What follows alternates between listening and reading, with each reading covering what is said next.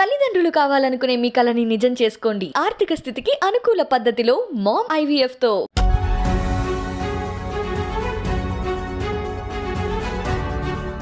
నమస్తే, నేను Kavitha. Welcome to I Dream News. తెలంగాణలో ఇప్పుడు రెండు రకాల నినాదాలు వినిపిస్తున్నాయి. ఒకటి ప్రజల తెలంగాణ, దొరల తెలంగాణ అనేది, మరొకటి తెలంగాణ వ్యతిరేక శక్తులందరూ ఏకమవుతున్నారు అని బీఆర్ఎస్ ఇస్తున్నటువంటి నినాదం. నిజంగా తెలంగాణలో ఏముంది, ప్రజల మనసులో ఏముంది? ప్రస్తుతం మనతో పాటుగా ఉన్నారు BRS spokes person Vishnuvardhan Reddy గారు. విష్ణు గారు, రెండు రకాల నినాదాలు, ఒకటి ప్రజల తెలంగాణ, దొరల తెలంగాణ అని కాంగ్రెస్ అండ్ బీజేపీ అంటున్నాయి. బట్ బీఆర్ఎస్ ఏంటి, తెలంగాణ వ్యతిరేక శక్తులన్నీ ఏకమవుతున్నాయి అనేది. ఇప్పుడు తెలంగాణ రాష్ట్రం ఏర్పడ్డ 10 ఏళ్ల తర్వాత ఆ మాట ఎందుకు వాడాల్సి వస్తుంది? ఇప్పుడు తప్పదు, 100% వాడాల్సి వస్తుంది. ఎందుకంటే మీరు అడిగిన ఫస్ట్ క్వశ్చన్ దొరల తెలంగాణ అని మాట్లాడుతున్నాం. మేము చెప్పేది ఏంటిదంటే ఈ నినాదం ఎందుకు ఎత్తుకున్నారు వాళ్ళు, దొరల తెలంగాణ అని? అంటే కేసీఆర్ గారు కలవరు, ఎవరికి యాక్సెస్ ఇవ్వరు, వారు అనుకునేది చేస్తారు అని చెప్పి వాళ్ళు చేసే ఆరోపణ. గౌరవ ముఖ్యమంత్రి కేసీఆర్ గారు ఏం చెప్తారంటే, జనరల్గా ఒక ప్రభుత్వ పెద్దగా 4 కోట్ల ప్రజలు ఉన్నటువంటి రాష్ట్రానికి దాదాపు 8 నుంచి 9 లక్షల మంది ప్రభుత్వ ఉద్యోగులు ఉన్నారు, రకరకాల లెవెల్లో. ఒక సామాన్యునికి నాకు పెన్షన్ రాలేదనో, లేకపోతే నాకు రేషన్ కార్డు ఇంకా రాలేదనో, అట్లాంటి ఇష్యూస్ ఏమైనా ఉన్నప్పుడు అవి ఏ లెవెల్లో సాల్వ్ కావాలి? ఇంతమంది అధికారులు, ఇంత పెద్ద వ్యవస్థ, ఇంత పెద్ద సిస్టమ్ ఉన్నప్పుడు అది అంటే ఒక సామాన్యుడికి గ్రౌండ్ లెవెల్లో పని జరగట్లేదు అంటే what it means is the system is not functioning properly. ఏదైతే హైరార్కీ కానీ అదంతా ఉందో అట్లాంటి పరిస్థితి రావద్దు. కాబట్టి ఇంతమంది ఉన్నప్పుడు ఏ లెవెల్లో ఆ లెవెల్లో వాళ్ళ అధికారులు కరెక్ట్గా పనిచేసుకుంటూ పోతే, ఫస్ట్ ఆఫ్ ఆల్ అంటే ముఖ్యమంత్రి గారికి ఏదైతే స్టేట్ని ఒక 10 years, 20 years, 30 years, 40 years ఎక్కడ ఉండాలి, మన దానికి తగ్గట్టు మన ప్రణాళిక ఎట్లా వేసుకోవాలి, దానికి కావాల్సిన రిసోర్సెస్ని ఎట్లా ఏర్పాటు చేసుకోవాలి, దాన్ని ఎట్లా ఇంప్లిమెంట్ చేయాలి టైం బౌండ్ ఫేస్లో అనేది ఆ లెవెల్లో వారు పాలసీ మేకింగ్లో ఉంటారు. కాబట్టి వీళ్ళెవరు, ఎవరైతే ఈ కంప్లైంట్ చేస్తున్నారో ఇదర్ కాంట్రాక్టర్స్. మీరు జనరల్గా గమనించండి, ఎవరైతే ఈ మాట మాట్లాడతారో దొరల పాలన అని అది ఇది అని మాట్లాడుతున్నారో, జనరల్గా సామాన్య ప్రజల నుంచి ఎవరి నుంచి లేదు. సామాన్య ప్రజలు గ్రౌండ్లో దే ఆర్ హ్యాపీ. ఏదైతే సంక్షేమం, దాదాపు 400 పైచిలకు సంక్షేమ పథకాలు ఉన్నటువంటి ఏకైక రాష్ట్రం తెలంగాణ రాష్ట్రం. అంటే అటు మహిళలకు కానివ్వండి, ఇటు వృద్ధులకు కానివ్వండి, ఎవరికి any section of the crowd ఇన్ని సంక్షేమ పథకాలు అందిస్తూ అదే టైంలో అభివృద్ధి కూడా ఎటువంటి వెనుకబడకుండా ఒక జోడెద్దులుగా 2 అభివృద్ధిని, సంక్షేమం ముందుకు తీసుకుపోతున్న క్రమంలో కొంతమంది రాజకీయ నాయకులు అంటే వాళ్ళ స్వార్థ దీని అవసరాలకు, లేకపోతే కాంట్రాక్టులు కావాలనో, లేకపోతే పైరవీకారులు, ఇట్లాంటి వాళ్ళే ఇట్లాంటి నినాదం చేసుకొని ఎవరు ఆబ్వియస్లీ వారికి ఇయ్యారండి. ఎందుకు ఇస్తారు? వారికి వచ్చేది వారు పర్సనల్ పని మీద వస్తారు. వాళ్ళు ఎవడు ప్రజలకు ఏదో కావాలని వచ్చేటోళ్ళని అందరినీ కలుస్తారు. గౌరవ ముఖ్యమంత్రి కేసీఆర్ గారు, నేను కూడా కలిసినాను చాలాసార్లు.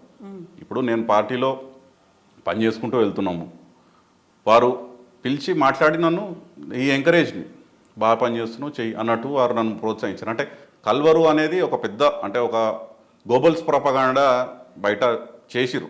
బీజేపీ కానీ కాంగ్రెస్ కానీ ఒక సక్సెస్ఫుల్ ఒక లెవెల్ వరకు చేశారు. నేను చూసింది ఏంటంటే, నా విష్ణువర్ధన్ రెడ్డి గారు ఈజ్ బీఆర్ఎస్ లీడర్, లేకుంటే సోషల్ మీడియా చూస్తున్నారు, అక్కడ ఈజీ యాక్సెస్ అనేది ఉంటుంది.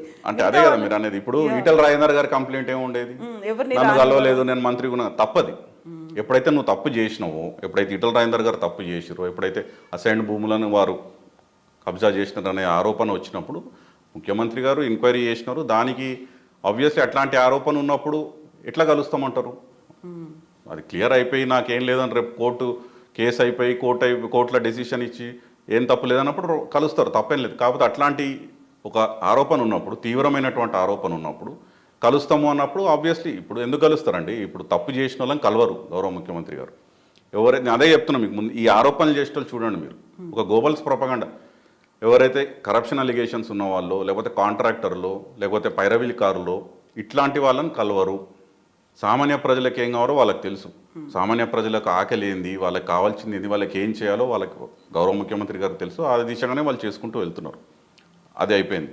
ఇంకొకటి, రెండో ప్రశ్న మీరు అడిగినారు, తెలంగాణ వ్యతిరేక శక్తులు. ఎందుకంటే ఇప్పుడు తెలంగాణ రాకముందు ఇవే పార్టీలు, ఇప్పుడు ఏదైతే కాంగ్రెస్ పార్టీ గురించి మనం పెద్దగా ప్రత్యేకంగా, ఇప్పుడు ఒక్కసారి 1956లో చేసిన తప్పుకు దాదాపు 58 ఏళ్ళు గోసపడ్డారు తెలంగాణ ప్రజలు. అప్పుడు 69లో 400 మంది విద్యార్థులను కాల్చంపింది ఇదే కాంగ్రెస్ పార్టీ. 71లో తెలంగాణ 11 మంది ఎంపీలను గెలిపించుకుంటే చెన్నారెడ్డి గారు ముఖ్యమంత్రి ఉన్నప్పుడు దాన్ని నీరుగార్చింది కాంగ్రెస్ పార్టీ. 2004లో కామన్ మినిమం ప్రోగ్రాంలో వాళ్ళ యూపీఏ ప్రభుత్వం తెలంగాణ ప్రత్యేక తెలంగాణ అంశాన్ని పెట్టుకొని కూడా 10 ఏళ్ళు ఇవ్వకుండా సావగొట్టి అప్పుడు కూడా వందలాది మంది పిల్లలని బలి తీసుకుంది ఇదే కాంగ్రెస్ పార్టీ. సో ఆబ్వియస్లీ వాళ్ళకి తప్పని పరిస్థితుల్లో రేపు ఇవ్వకపోతే తెలంగాణ మా ఈపులు చింతపండు అయితే అన్నప్పుడు తప్ప వాళ్ళు ఇవ్వలేదు ఒకటి. సో కాంగ్రెస్ మేము ఇచ్చినామని చెప్పుకుంటున్నారు, కానీ మేము అదే ఉదాహరణ చెప్తాం. రేపు బ్రిటిష్ వాడు వచ్చి మేము స్వాతంత్రం ఇచ్చినాం కాబట్టి భారతదేశంలో మీరు స్వేచ్ఛగా ఉంటున్నారంటే అది ఎంత హాస్యాస్పదంగా ఉంటుందంటే కాంగ్రెస్ పార్టీది కూడా అట్లే ఉన్నది. చాలామంది బలిదానాలతోని అంటే కొట్లాడి తెచ్చుకున్నటువంటి రాష్ట్రం ఇది, దేశం కూడా. మీరు అదే చూసుకోండి, ఇప్పుడు మొన్నటి వరకు ఏదైతే బీజేపీ కూడా ఆనాడు 1998లో ఒక ఓటు 2 రాష్ట్రాలని ఒక నినాదం తీసుకొని వాళ్ళు ఆ రోజు దేశంలో ఒక 3 రాష్ట్రాలను క్రియేట్ చేసినారు ఆ టైంలో. అప్పుడే తెలంగాణ ఎందుకు చేయలేదు? Telangana was long pending demand. ఏవైతే ఛత్తీస్గఢ్, ఉత్తరాఖండ్ ఈ రాష్ట్రాలు ఏర్పాటు చేసి, జార్ఖండ్ ఈ రాష్ట్రాలు ఏర్పాటు అయినాయో 2001 ఆ టైంలో బీజేపీ అధికారంలో ఉన్నప్పుడు, కేంద్ర ప్రభుత్వంలో ఉన్నప్పుడు తెలంగాణ ఎందుకు చేయలేదు? చేసేసింటే అయిపోవు కదా, ఇంతమంది బలిదానం కాకపోయేది కదా తెలంగాణ కోసం. అంటే చెప్పింది ఒకటి, వాళ్ళకి కూడా చిత్తశుద్ధి లేదు. తెలంగాణ అనేది ఒక సపరేట్ స్టేట్ కదా సార్, వీళ్ళకి ఎందుకు అడుగుతున్నారు, ఇక్కడ ప్రజలకు ఎందుకు వీళ్ళకి తెలంగాణ అనేది అసలు అటు వైపు కూడా చూడలేదు వాళ్ళు. ఉద్యమం జరుగుతున్నప్పుడు కూడా ఎప్పుడు కూడా హోల్ హార్టెడ్గా బీజేపీ సపోర్ట్ చేయలేదు. కిషన్ రెడ్డి గారు అయితే రాజీనామా చేయమంటే రాజీనామా చేయకుండా యూఎస్ పారిపోయినారు వారు ఉద్యమం ఉధృతంగా ఉన్నప్పుడు. కాబట్టి ఇప్పుడు వీళ్ళందరూ వచ్చి కొత్తగా మేమందరం కూడా తెలంగాణ కోసం కొట్లాడినాము, తెలంగాణ మా వల్ల కూడా వచ్చింది, మేము ఇచ్చినామని చెప్తే నమ్మేటోడు ఎవడు లేడు ఇక్కడ. తెలంగాణ ప్రజలు చైతన్యవంతులు, అన్నీ తెలుసు వాళ్ళకి బీజేపీ పాత్ర ఏంది, కాంగ్రెస్ పాత్ర ఏంది. అసలు ఈ ఉద్యమాన్ని తీసుకొని పెద్ద పెద్ద నాయకులని చంద్రబాబు నాయుడు లాంటి ఆ రోజుల్లో పెద్ద నాయకులు, తర్వాత వైఎస్ రాజశేఖర రెడ్డి గారు ఇట్లాంటి నాయకులను ఎదుర్కొని ఉద్యమాన్ని నడిపించి దాన్ని నీరుగార్చకుండా కేసీఆర్ చచ్చుడో తెలంగాణ తెచ్చుడో నేను నిదానం తీసుకొని పోయి సాధించుకున్నారు. మొత్తం దేశంలో 30 రాజకీయ పార్టీలను ఒప్పించి కేంద్ర మెడలు వంచి తీసుకొచ్చినటువంటి తెలంగాణ సాధించింది. సో వారికి ఉన్నటువంటి ఏదైతే నొప్పి ఉందో, తెలంగాణ ఇంత కష్టపడి తెచ్చుకున్నాం, దీన్ని బాగా చేసుకోవాలి, తెచ్చుకున్న తెలంగాణని వీళ్ళు ఒకవేళ మళ్ళీ వీళ్ళ చేతిలో పడితే మాత్రం మళ్ళీ ప్రయర్ టు 2014 ఏదైతే పరిస్థితి ఉండేనో అదే 6 గంటల కరెంటు, అదే నీటి గోస, అవే బాధలు వస్తాయి. కాబట్టి ఇట్లాంటి తెలంగాణను మనం కాపాడుకోవాలని చెప్పేసి కేసీఆర్ గారు చేసినా అందరికీ తెలుసు. మేము ఎందుకు అంటున్నామంటే వీళ్ళందరూ ఏకమవుతున్నారు అని. ఇప్పుడు మీరు చూడండి, ఒక సిద్ధాంతం లేదు. ప్రతి పార్టీకి ఏదో ఒక సిద్ధాంతం, ఒక ఐడియాలజీ, ఒక గోల్ పెట్టుకొని పోవాలి. వీళ్ళందరూ ఇప్పుడు ఎందుకు ఏకమవుతున్నారు? కేవలం ఒకటే రీజన్, కేసీఆర్ గారిని దింపాలే కుర్చీలో నుంచి అనే ఒక అజెండా, కామన్ అజెండా పెట్టుకొని పోవడం తప్ప మేము అధికారంలోకి వస్తే ప్రజలకి ఇది చేస్తాము. అసలు బీజేపీ వరకు మేనిఫెస్టో ఇవ్వలేదండి. ఇంకో 18 రోజులు ఉంది క్యాంపెయినింగ్కి. ఇవాళ 28కి అయిపోతుంది క్యాంపెయినింగ్, 30వ తారీఖు ఎలక్షన్.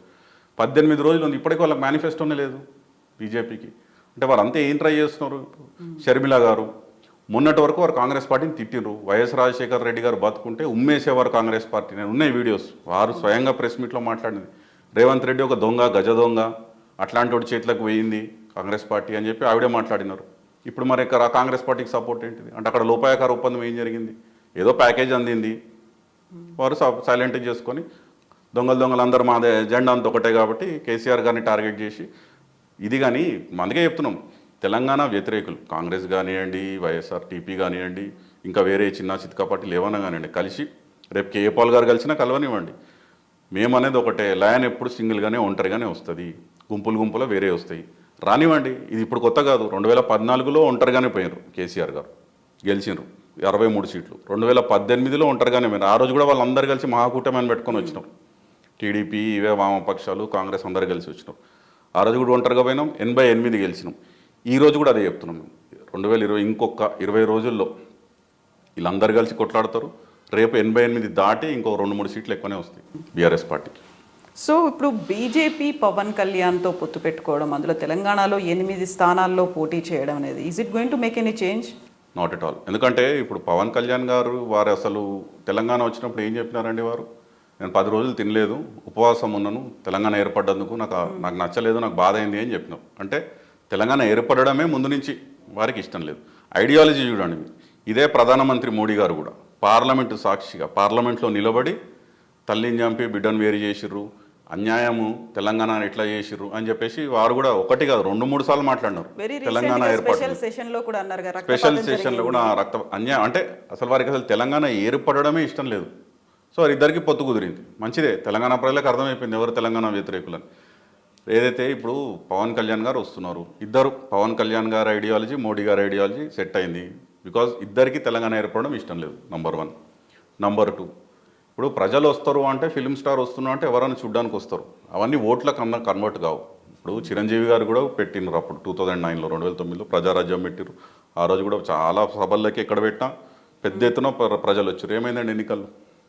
కాబట్టి సినిమా యాక్టర్లు, ఫిలిం స్టార్లు, కొద్దిగా గ్లామర్ ఉన్నోళ్ళు వాళ్ళు వచ్చినప్పుడు జనాలు వస్తారు, మామూలుగా చూడడానికి వస్తారు, కానీ ఓట్లు పడవు. సో మేము అదే చెప్తున్నాం, జనసేన కలిసినా బీజేపీతో ఎవరు కలిసినా ఇవి తెలంగాణ వ్యతిరేక పార్టీలు.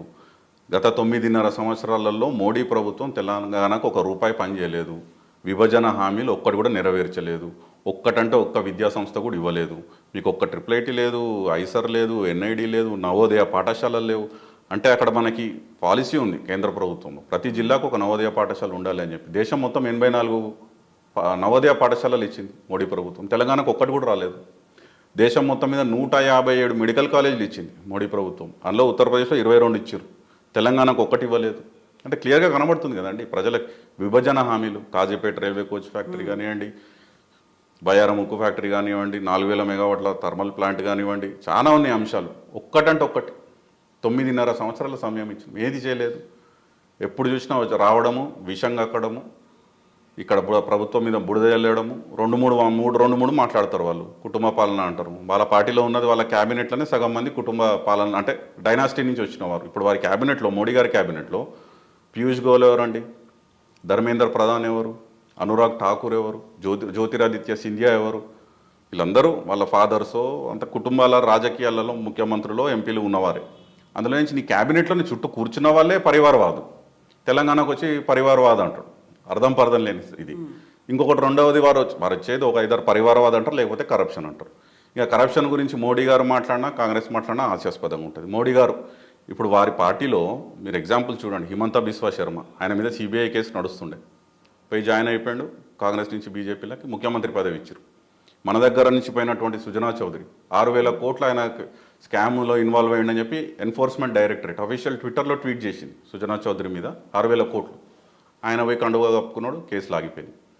Mukul Roy, Suvendu Adhikari, Saradha chit fund scam, Narada scam, ఎంతమంది ఉన్నారంటే ఇప్పుడు బీజేపీలో జాయిన్ అయిన వాళ్ళు, ఎంపీలు ఉన్నటువంటి వాళ్ళు, కేంద్ర మంత్రులు ఉన్నటువంటి నారాయణ రాణే కేంద్ర మంత్రి మహారాష్ట్ర, ఆయన మీద స్కామ్ ఇదే అలిగేషన్స్ ఉన్నాయి. అజిత్ పవార్ గారు, ఇదే మోడీ గారు 2 రోజుల ముందు వారిని పార్టీలో చేర్చుకున్న 2 రోజుల ముందు అన్నారు 70,000 స్కామ్ జరిగింది, అందులో అజిత్ పవార్ కీలక పాత్ర పోషించిండు. 2 రోజుల తర్వాత ఎన్సీపీ నుంచి ఆయన బ్రేక్ అయ్యి మహారాష్ట్రలో బీజేపీలో కలుపుకొని ఆయనని ఉప ముఖ్యమంత్రి ఇచ్చేస్తారు.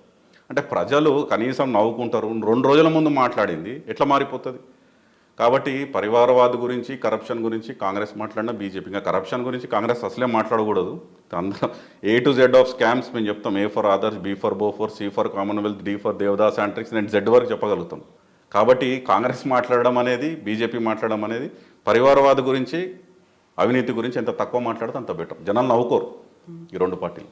సో ఇప్పుడు హార్డ్లీ 18 డేసే ఉన్నాయి క్యాంపెయినింగ్ కోసం. సడన్గా ఇప్పుడు అన్ని డిఫరెంట్ మీటింగ్స్, అందరూ జాతీయ స్థాయి నాయకుల దగ్గర నుంచి కేంద్ర మంత్రులు అందరూ వస్తున్నారు. ఇక్కడ హామీలు కావచ్చు, లేకుంటే ప్రచారాలు కావచ్చు, ఒక పీక్ స్టేజ్కి వెళ్ళిపోతాయి కదా. మూడో ఇవన్నీ చేంజ్ చేసే ప్రయత్నం జరుగుతుందా, ఎట్లుంది అనుకుంటున్నారు? మేము అదే చెప్తున్నాం. ఇది గతంలో కూడా జరిగింది, 2018లో జరిగింది, ఇప్పుడు కూడా మీరు చూడండి. కేసీఆర్ అనే ఒక్క నాయకుడిని కొట్టేటందుకు బీజేపీ ప్రధానమంత్రి వస్తాడు, కేంద్ర హోంమంత్రి వస్తాడు, ఒక 1/2 డజన్ రాష్ట్ర ముఖ్యమంత్రులు వస్తున్నారు, కేంద్ర మంత్రులు 10 మంది కేంద్ర మంత్రులు వస్తున్నారు. రాబోయేది ఇప్పుడు నెక్స్ట్ 10-15 రోజుల్లో మీరు చూస్తారు, వీళ్ళందరూ లైన్ కట్టి ఇక్కడికి వచ్చి తిరిగిపోతారు. కాంగ్రెస్ నుంచి రాహుల్ గాంధీ గారు, ప్రియాంక గాంధీ గారు, మల్లికార్జున ఖర్గే గారు, సోనియా గాంధీ గారు, బెంగళూరు నుంచి సిద్ధరామయ్య గారు వస్తున్నారు, DK శివకుమార్ గారు వచ్చిపోయినారు. అంటే ఒక్క కేసీఆర్ని ఎదుర్కోవడానికి ఇక్కడ వాళ్ళకి బలం లేదు, అక్కడి నుంచి వాళ్ళందరూ వస్తున్నారు. అక్కడ వాళ్ళ రాష్ట్రాల వాళ్ళు ఎంత బాగా పరిపాలన చేసిర్రు గతంలో బీజేపీ కానీ, ప్రస్తుతం ఉన్న బీజేపీ కాంగ్రెస్ పరిపాలన ఏదైతే రాష్ట్రాలు ఉన్నాయో, ఒక్కటంటే ఒక్క రాష్ట్రం, ప్రజలు కూడా ఆలోచించాలి, ఒక్కటంటే ఒక్క రాష్ట్రం బీజేపీ కాంగ్రెస్ పరిపాలిత రాష్ట్రాలు ఈ రోజుల్లో తెలంగాణ కన్నా మెరుగు పర్ఫార్మెన్స్ ఈ లాస్ట్ 10 ఇయర్స్లో. ఎనీ 1 మెట్రిక్, 1 ఫీల్డ్, తలసరి ఆదాయం అనండి, స్థూల ఉత్పత్తి అనండి, ఇండస్ట్రియలైజేషన్ అంటే ఇండస్ట్రీస్ అనండి, జాబ్స్ క్రియేషన్ అనండి, ప్రైవేట్ జాబ్స్ కానీ గవర్నమెంట్ జాబ్స్ కూడా. అంటే అసలు చెప్పుకోవడానికి తెలంగాణ కన్నా మేము బెటర్ చేసినాము అని చెప్పుకోవడానికి కాంగ్రెస్ కానీ బీజేపీ పాలిత రాష్ట్రాలు ఒక్కటి కూడా సరిపోవు. వాళ్ళు ఎంతమంది నాయకులు వచ్చినా, ఎంతమంది కేంద్రం నుంచి వచ్చినా, ఎక్కడి నుంచి వచ్చినా కానీ ప్రజలకు తెలుసు వాళ్ళు అక్కడ ఆ రాష్ట్రాల్లో వాళ్ళు ఫస్ట్ ఫెయిల్ అయిపోయి అక్కడ చేసుకోక ఇప్పుడు డీకే శివకుమార్ గారే అండి బెస్ట్ ఎగ్జాంపుల్. ఇక్కడికి వచ్చి కరెంట్ గురించి మాట్లాడుతున్నాం. అక్కడ 5 గంటల కరెంట్ ఇస్తున్నామని 24 గంటల కరెంట్ ఇచ్చే రాష్ట్రానికి వచ్చి ఆయన అంటే అది ప్రజలు ఎట్లా తీసుకోవాలి, అది how should we take it? 24 గంటలు కరెంట్ వచ్చే రాష్ట్రానికి వచ్చి మేము కర్ణాటకలో 5 గంటలు ఇస్తున్నాము అంటే ఐ డోంట్ నో. అంటే కాబట్టి ప్రజలకు తెలుసు, ఎవరన్నా రానివ్వండి, పొలిటికల్ టూరిస్ట్ రండి, స్టేట్ గెస్ట్స్ ఉండండి, ఇక్కడ జరిగిన అభివృద్ధి సంక్షేమ స్కీమ్ల గురించి తెలుసుకోండి, వీలైతే పోయి మీరు మీ రాష్ట్రాల్లో అమలు చేయండి. అంతేదాన్ని ప్రజలు మాత్రం నమ్మే పరిస్థితి లేదు. మేము కూడా చైతన్యవంతం చేసే ప్రయత్నం చేస్తాం. ఎందుకంటే వాళ్ళు ఒకవేళ పర్ఫామ్ చేసి ఇక్కడికి వస్తే బెటర్. అట్లాంటిది లేదు కాబట్టి ఉట్టి ఏదో గాలి మాటలు మాట్లాడి ఊకదంపుడు ఉపన్యాసాలు ఇచ్చిపోవడం తప్ప వాళ్ళు వస్తే ఇక్కడ ఒరిగేది ఏం లేదు, అయ్యేదేం లేదు ఆ 2 పార్టీలకి. ఎస్ అండి, thank you so much Vishnu గారు. థ్యాంక్ యూ అండి.